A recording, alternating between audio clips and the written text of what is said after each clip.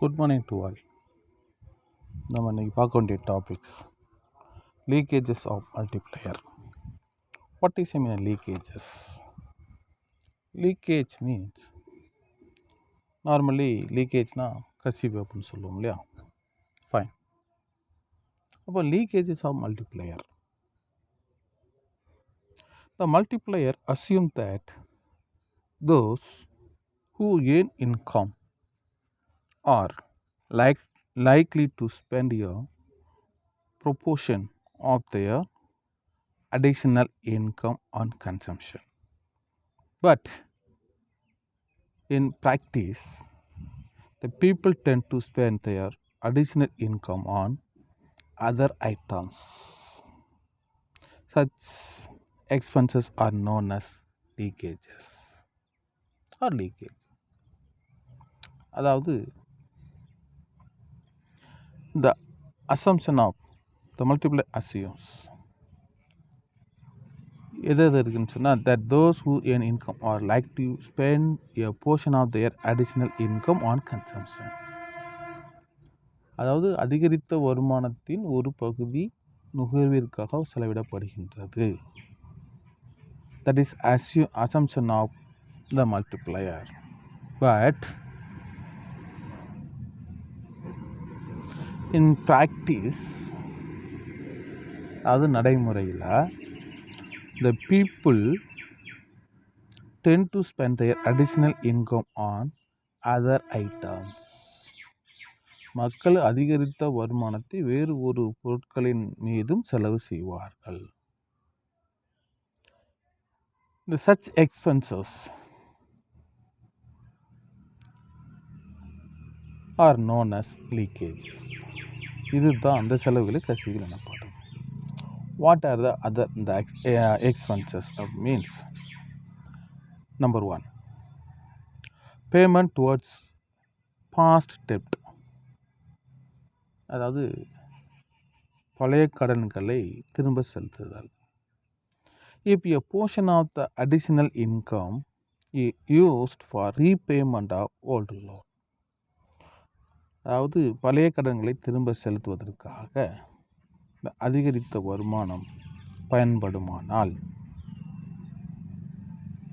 the marginal propensity to consume is reduced, and as a result the value of multiplier is that.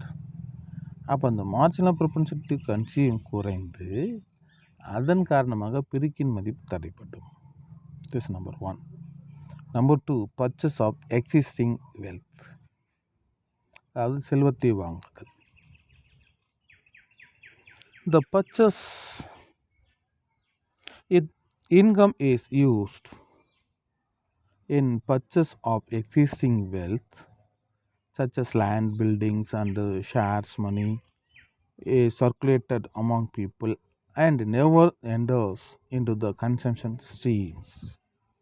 As a result, the value of multiplier is affected. அதாவது அதிகரித்த அந்த வருமானம் நடைமுறையில் உள்ள செல்வங்களாக, அதாவது land, நிலம், கட்டிடம் மற்றும் பங்குகளை வாங்குவதற்காக பயன்படுத்தினால் இந்த பணம் மக்களிடையே என்ன ஆகும்? சுழன்று கொண்டே இருக்கும். அப்போ நுகர்வு அப்படிங்கிறது, கன்சம்ஷனுங்கிறது வராது. இதன் விளைவாக பெருக்கின் மதிப்பு பாதிக்கப்படும். Third, leakages, import of goods and services. இப்போ income spend on imports of goods or services flows out of the country and has a little chance to return to income stream in the country. Thus, import reduce the value of multiplier. அதாவது பண்டங்களையும் பணிகளையும் இறக்குமதி செய்தல், imports. அப்போ இறக்குமதி செய்யப்படுகின்ற அந்த பண்டங்களுக்காகவும் பணிகளுக்காகவும் நம்ம என்ன பண்ண, இந்த வருமானத்தை செலவு செய்தால் அப்போ நாட்டை விட்டு பணம் வெளியே செல்லும். The money flow out of the country. இது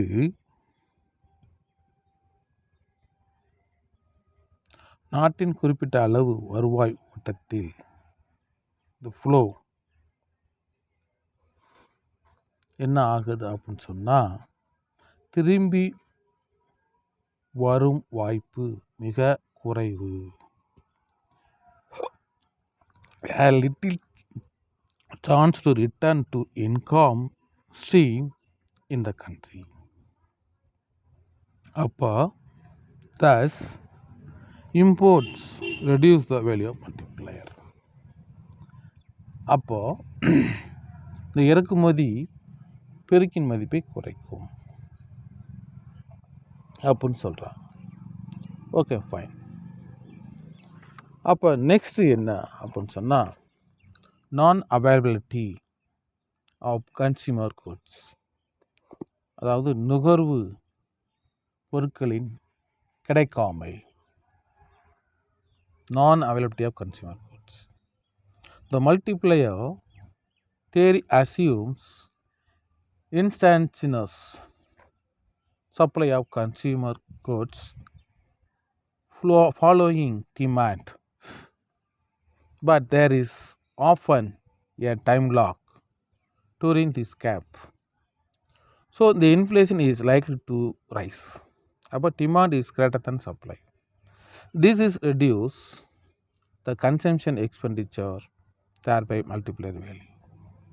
அதாவது இந்த பெருக்கினுடைய கோட்பாடு தேவை ஏற்பட்டவுடன் நுகர்வுக்காக நுகர்வதற்கு பொருட்கள் அளிக்கப்படுவதாக அசம்ஷன் அனுமானம் கொண்டுள்ளது.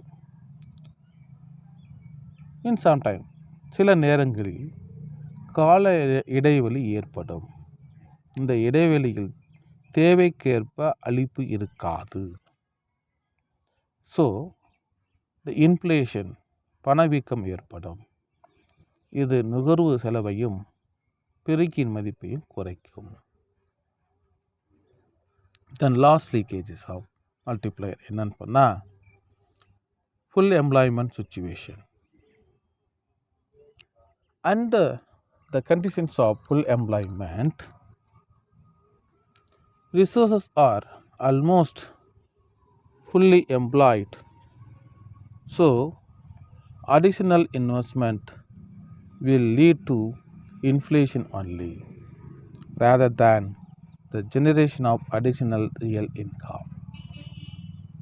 அதாவது முழு வேலைவாய்ப்பு நிலையில் பெரும்பாலும் எல்லா வளங்களும் பயன்படுத்தப்பட்டு இருக்கும். ஆதலால் இந்த அதிகரிக்கின்ற வருமானம் பணவீக்கத்திற்கு வழிவகுக்கும். உண்மை வருமானம் ஏற்படாமல் செய்துவிடும். These are the leakages of multiplier. Now, use of multiplier. பெருக்கியின் பயன்கள். The multiplier highlights the importance of investment in income and employment theory.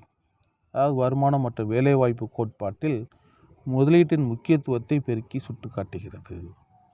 Second use என்னன்னு சொன்னால் the process through light on the different stages of trade cycle. வாணிப சுழற்சியின் பல்வேறு நிலைகளுக்கான காரணங்களை விளக்குகின்றன. Third use, it is also helps in the bringing the equality between savings and investment. சேமிப்பு மற்றும் முதலீடு இடையே சமநிலை ஏற்பட உதவுகிறது. It helps in the formulating government policies. அரசாங்கம் கொள்கைகளை வழிவகுக்க உதவி புரிகிறது. It helps to reduce unemployment and achieve full employment. இது வேலையில்லா நிலையை போக்கவும் முழு வேலைவாய்ப்பு நிலையை அடையவும் இது உதவுகிறது. அப்போ multiplier accelerator. What is accelerator? Accelerator அப்படின்னா என்ன?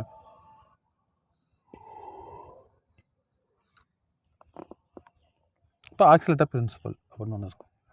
இப்போ ஆக்சிலேட்டர் அப்படின்னு சொன்னால் நம்ம 2 வீலர் 4 வீலரில் ஆக்சிலேட்டர் குடுறா அப்படிங்கிறோம். ஆக்சிலேட்டர் என்னது? அதை திருவுறோம். அப்போ அது பேர் முடுக்கி விட்டுதல். அப்போ ரைஸ் பண்ணோம்னா வண்டி வேகமாக போகுது. அது மாதிரி இங்கே இந்த ஆக்சிலேட்டர்னால என்ன அதுன்னு பார்க்கலாம். The origin of accelerator principle can be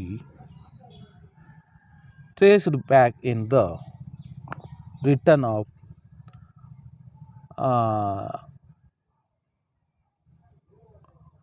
Italian Hartree and Piccadilly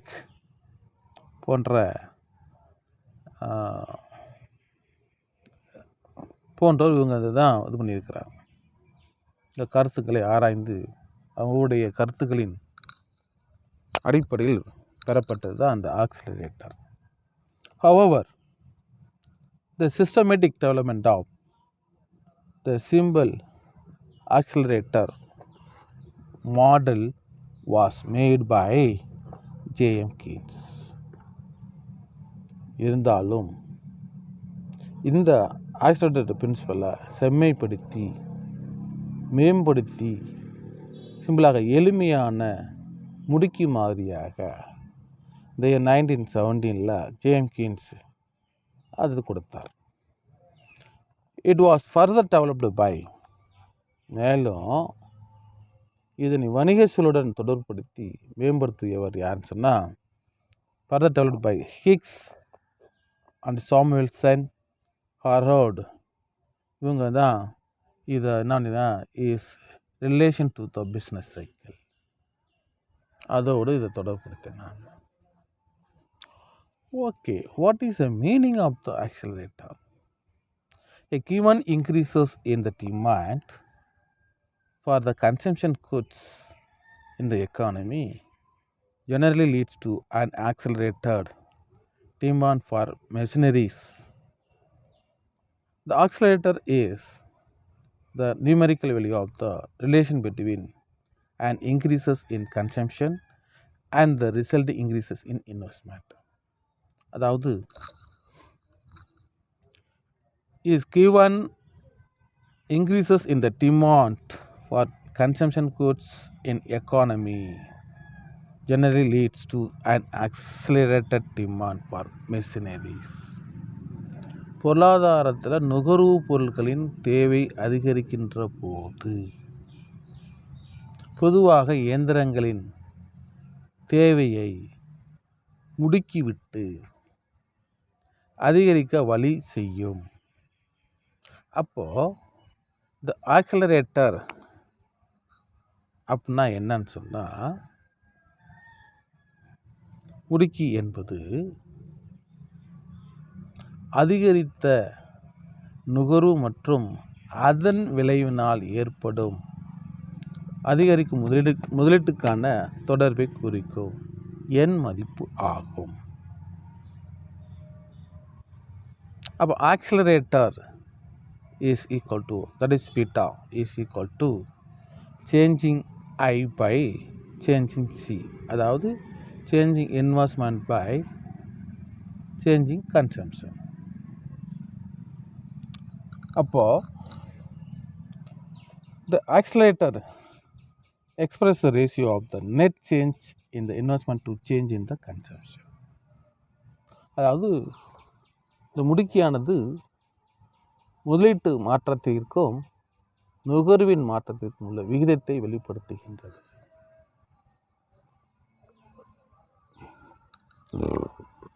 அப்போ டெஃபினேஷன் about that accelerator அப்படின்னா என்னென்னு பார்க்கலாம்.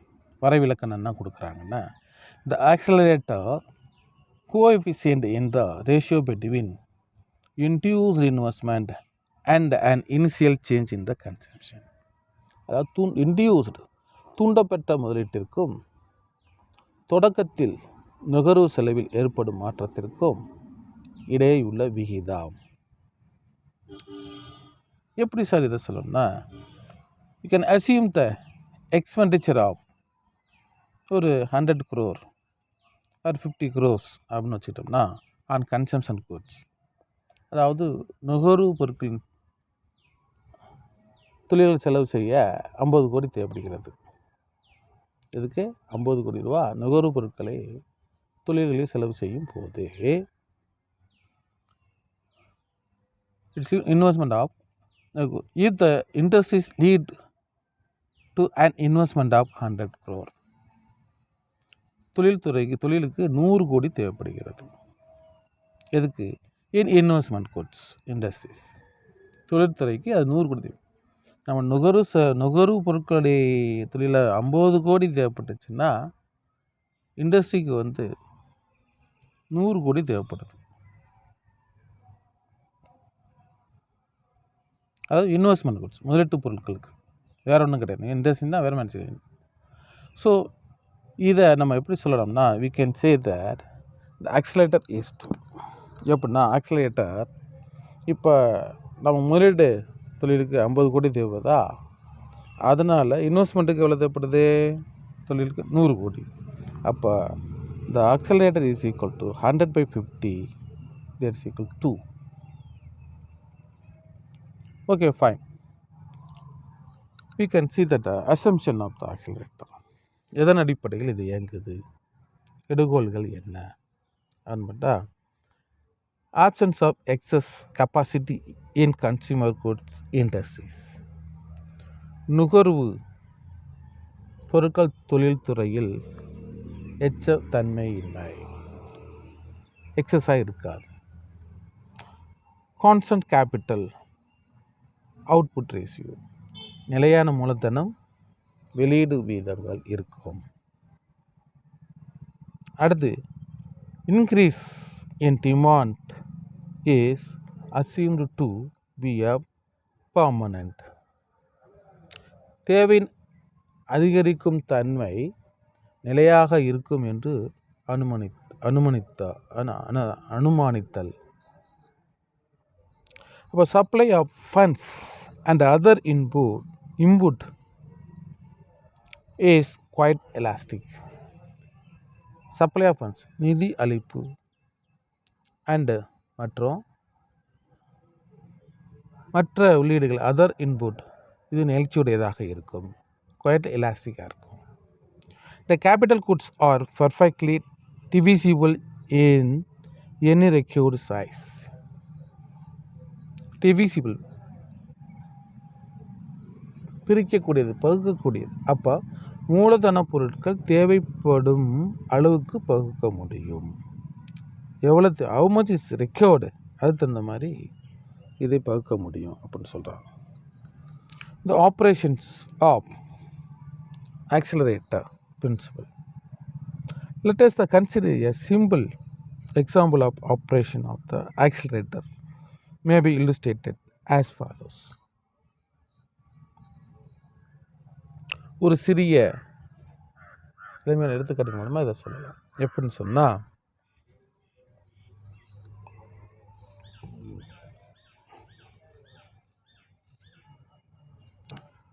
let us suppose that in the order to produce 1000 consumer goods,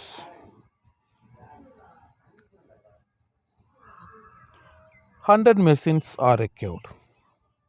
Also, suppose that working life of your machines is 10 years. This means that every year 10 machines have to be replaced in order to maintain the constant flow of 100 consumer goods. This must be called replacement demand. அதாவது ஒரு 1000 consumer பொருட்களை தயாரிப்பதற்கு 100 machineries தேவைப்படுகிறது. எடுத்துக்கொள்ளும் example தானே. அப்போ ஒவ்வொரு மிஷினுடைய life time 10 years அப்படின்னு சொன்னோம்னா, அது மட்டும் இல்லை, வி ஆர் ப்ரொடியூசிங் ரெகுலர்லி. அப்போது எவ்ரி இயர் என்ன பண்ண வேண்டியிருக்கும், இதை நம்ம மெயின்டைன் பண்ணணும். அப்போது ஒவ்வொரு வருஷமும் இப்போது 100 மிஷினையும் ஒரே டயத்தில் வாங்கியிருக்க மாட்டாங்க. ஒவ்வொரு குறிப்பிட்ட டயத்தில் அப்படியே கொஞ்சம் கொஞ்சமாக தான் வாங்கியிருப்பாங்க. அப்போ ஒவ்வொரு வருடமும் இந்த 10 மெஷினரிஸை மாற்றி அமைக்கப்படுகிறது, மெயின்டெனன்ஸ் பண்ணி. ஏன்னா ஒரு லைஃப் ஸ்பேன் வந்து 100 இயர்ஸ் 10 இயர்ஸ் தான். அப்போ பிகாஸ் ஆஃப் இந்த கான்ஸ்டன்ட் நிலையான இந்த கன்சூமர் குட்ஸை ப்ரொடியூஸ் பண்ணுவதற்காக இதற்கு இந்த மாற்றி அமைக்க தேவை என்ன படிக்குது. அப்போ இது தான் என்னன்னு சொல்கிறாங்கன்னா, this might be called replacement demand என்று அழைக்கப்படுகிறது. ஓகே, இப்போ suppose that the demand for consumer goods rises. இப்போ தேவை அளவு 10% அளவிற்கு கூடுகிறது, அதிகரிக்கிறது என்று வைத்துக்கொண்டால், the goods rises by 10%. This result is increases in demand for 10 more machines. அதாவது நல்லா கேட்டுக்கோங்க, 1000 பொருளை உற்பத்தி பண்ணுவதற்கு 100 மிஷின் தேவைப்படுது.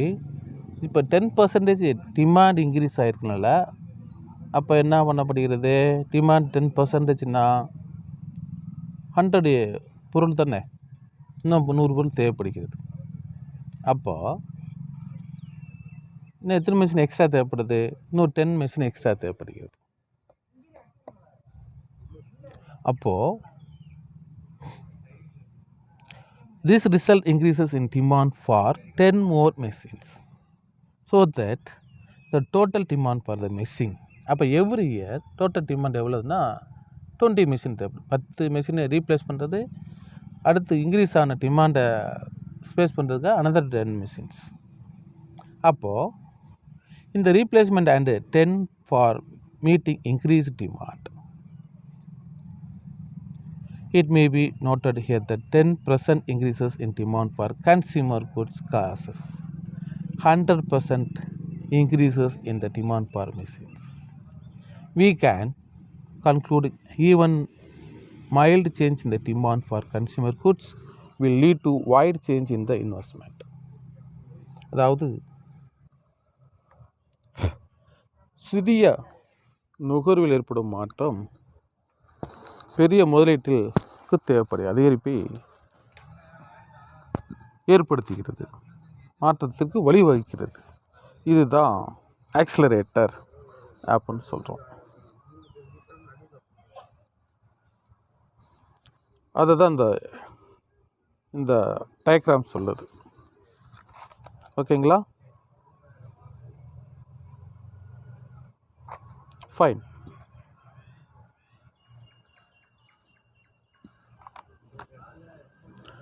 அப்போ இதோட லிமிட்டேஷன் என்ன அப்படின்னு சொன்னால், அப்போ வரையறைகள், இது assumption of constant capital output ratio is unrealistic. நிலையான மூலதனம் வெளியீடு விகிதம் என்ற எடுகோள் உண்மையானது அல்ல. Resources are available only before full employment. முழு வேலை வாய்ப்பிற்கு முன்பு வரை மட்டும் வளங்கள் கிடைக்கும். The excess capacity in capital goods industries is assumed. மூலதன பொருட்கள் தொழிற்சாலையில் உபரி சக்தி உள்ளதாக அனுமானிக்கப்படுகிறது. The accelerator will work only if the increased demand is permanent. அதாவது முக்கியமானது தேவை அதிகரித்தால் நிலையான என்ற நிலையில் மட்டுமே வேலை செய்யும். Accelerator will work only when credit is available easily. அப்போ கடன் எளிதாக கிடைத்தால் மட்டுமே முடுக்கி செயல்படும். If there is unused or excess capacity in the consumer goods industry, the accelerator principle would not work. நுகர்வுப் பொருட்கள் தொழில் பயன்படுத்தாத அல்லது மிகுதியான திறன் இருந்தால் முடுக்கி கோட்பாடு செயல்படாது. Okay, fine.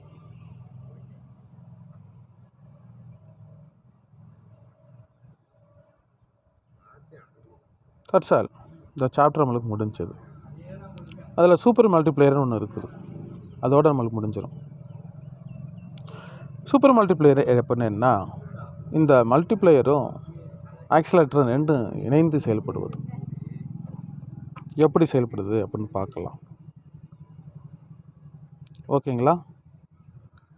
Okay, fine. In order to measure the total effect of initial investment on income, the Hicks combined to the K and beta mathematical and given in the name of the super multiplier. The super multiplier is worked out by the combining both induced consumption and induced investment. எப்படி அப்படின்னு பார்த்தோம்னா, அதாவது ஆரம்ப முதலீட்டினால் வருமானத்தில் ஏற்படும் மொத்த விளைவை அறிய ஹிக்ஸ் கே மற்றும் பீட்டா ரெண்டையும் இணைத்து மிகைப்பெருக்கி என்ன என்பதை கணித ரீதியில் உருவாக்கினார். அப்போ மிகைப்பெருக்கியானது, இந்த சூப்பர் மல்டிப்ளேயரானது தூண்டப்பட்ட இன்டியூஸ்டு கன்சம்ஷன், தூண்டப்பட்ட நுகர்வு மற்றும் இன்டியூஸ்டு இன்வெஸ்ட்மெண்ட், தூண்டப்பட்ட முதலீடு ஆகியவை இணைந்து செயல்படுவதாகும். அப்போ மிகைப்பெருக்கி சூப்பர் மல்டிப்ளேயர் என்பது எளிய பெருக்கியை விட சிறிததாகும். ஏனெனில் எளிய பெருக்கி தன்னிச்சை முதலீட்டை மட்டும், அதாவது அட்டானமஸ் இன்வெஸ்ட்மெண்ட்டை மட்டும் கொண்டதாக இருக்கும். ஆனால் மிகைப்பெருக்கி தன்னிச்சை முதலீடு மற்றும் தூண்டப்பட்ட முதலீடு ஆகிய இரண்டையும் கொண்டிருக்கும். அதாவது அட்டானமஸ் இன்வெஸ்ட்மெண்ட்டையும் இன்டியூஸ் இன்வெஸ்ட்மெண்ட்டையும் கொண்டதாக இருக்கும் அப்படின்னு சொல்கிறாங்க. Okay, fine. Thank you. One and all. Tomorrow 5th chapter பார்க்கணும்.